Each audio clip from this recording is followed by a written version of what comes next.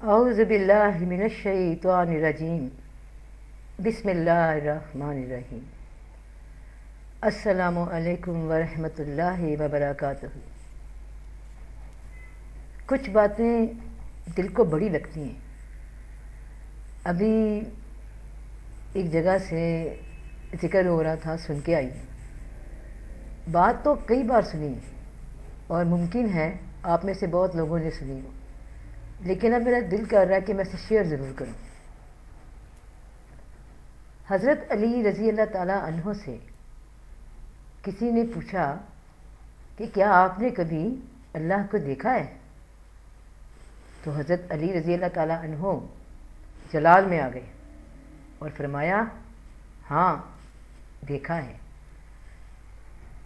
اس پروردگار کی قسم، اس کی قسم جس کے قبضے میں میری جان ہے، علی دوسرا سجدہ نہیں کرتا جب تک اپنے پروردگار کو دیکھ نہیں لیتا۔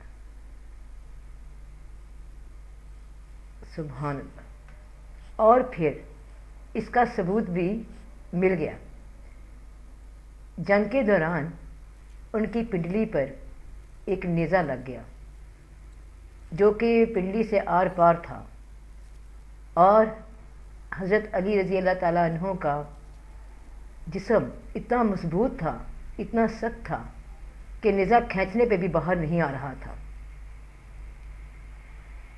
اور اس زمانے میں کون سے کوئی ایسے آپریشن تھیٹرز تھے کہ جہاں پر جا کے کوئی علاج ہو جاتا؟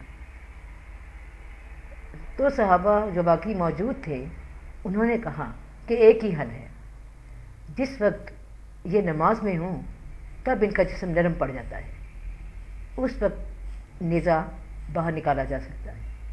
اور وہی ہوا۔ جب آپ نماز میں گئے، قیام میں آئے، تو بس نہ جانے کس دنیا میں کھو گئے، اور آپ کے جسم سے، پنڈلی سے نیزہ آرام سے نکال دیا گیا، کیونکہ گوشت نرم پڑ چکا تھا۔ سبحان اللہ۔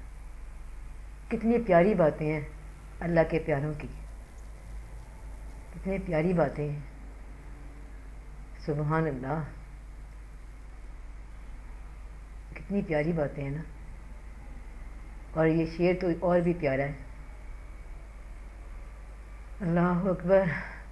قدر نبی دی اے کی جانن دنیا دار کمینے، قدر نبی دی کرنے والے سو گے وچ مدینے۔ اللہ اکبر۔ سبحان اللہ۔ اللہ والوں کی باتیں، سبحان اللہ۔ کتنے خوش نصیب اور پیارے لوگ ہوتے ہیں ان کو سچے دل سے، عقیدت سے محبت ہو